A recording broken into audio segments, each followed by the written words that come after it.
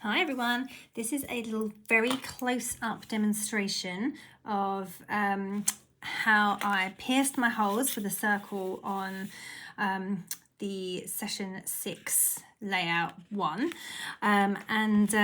yeah, I just wanted to show you this is a very old stitching template that I've had for many years from Stampin' Up, but lots of people have, if you don't have one of these, lots of people have rulers with holes guide in them. So if you have one of those, then this just might help you out. So I just wanted to show you this, and I'm also going to show you this chain stitch in this tutorial as well.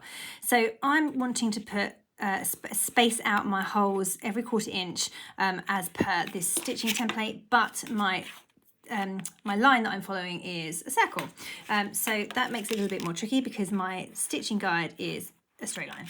So all I'm going to do is I'm going to put my stitching guide onto the circle and make a hole, and then I'm going to leave my piercing tool in the hole, and I'm going to just slightly move my template so that it sits on the line. I hope you can see this. I'm zoomed in so far. And then I'm going to make that hole. I'm going to leave my paper piercing tool in there, and then again twist my template just to make sure that my line is in my next hole, and then again leave my paper piercing tool in there, turn my template slightly until it's aligned in the hole. Pierce and turn, pierce and turn. Okay, and then I just do that all the way around until I've done the whole line. And then I just like to start again, you know, once I've got all of those, once I've run out of holes on my stitching template, for example. Can you still see me? I'm getting my hand in the way now. Then I would just move it around and start again. Okay, so start again on that first hole, put my piercing tool in there, make sure I'm lined up, pierce again, twist, pierce, twist, pierce, twist, pierce. All right, so you get the idea. Hopefully that has been helpful. If you have one of those guides, then they are your friend in order to get your holes perfectly aligned. I sometimes eyeball it and it never looks very good. So so now for the chain stitch tutorial.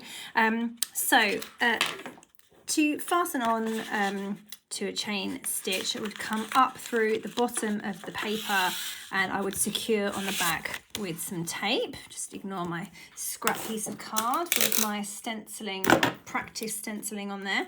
So I'm on the back now, and I'm just going to fasten on with some tape there. And to do a normal chain stitch, I would go back through the same hole,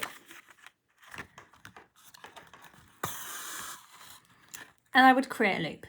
And then to move around, we would normally go this way. Okay, so we would normally pull that a bit smaller and then come up through the next hole, come up through the loop, and that is what forms your chain. Okay, so then to do the next one, you would go back down the same hole and hold the loop, come up through the next hole, etc, etc. But this is the cheat version, so we are not going to do that. So this is everything I've done so far, we're going to keep doing, but instead of going back through that same hole, through the same loop, we are going to just fasten on, or just create our first chain, and then we're actually, to do the rest of the stitch, we're going to move this way around, right? But we just need to make sure this one doesn't move first. So we are going to go back down through the same hole, but instead of going back down through the loop like that, we're going to go underneath it. Can you see there? So that I've caught the thread, the chain or the loop in there. All right, and they're going to pull that all the way through. And there we go, we have one chain stitch, but I would normally be stitching this way, but I've just fastened it on. So I've just got one complete stitch in place right now. All right, so now the cheats version of chain stitch is to then go in the other direction. And the way you do it is you come up through the next hole, there it is. And then instead of creating the loop and going back down, you just simply go through the one that you've previously done. This is what I'm saying about we're moving backwards, we're working backwards. Normally for chain stitch, we'd be going in the other direction and creating the loops as we go. But this one, we're starting with one loop that's already done, And then we are just going to use that to stitch around. So it's a much, much easier way of doing a chain stitch.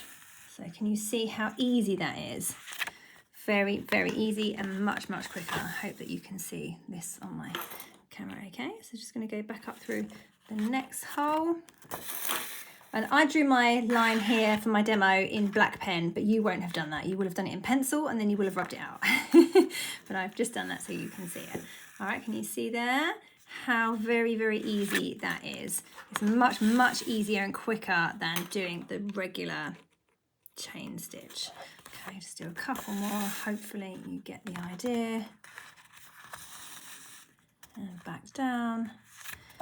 All right, so I really hope that this tutorial has been helpful for anyone who's a bit worried about chain stitch, but this gives you just a lovely, lovely same effect as a normal chain stitch, but just a much easier and quicker way of doing it, which might mean that people are up for doing chain stitch a bit more often. I know I certainly am. I'm not scared of it anymore as I used to, because my threads would just get in a knot the whole time, and it'd be difficult to get my loops looking nice, but this way is just so easy. There we go. Well, I'm going to stop there, but I hope that that has been helpful.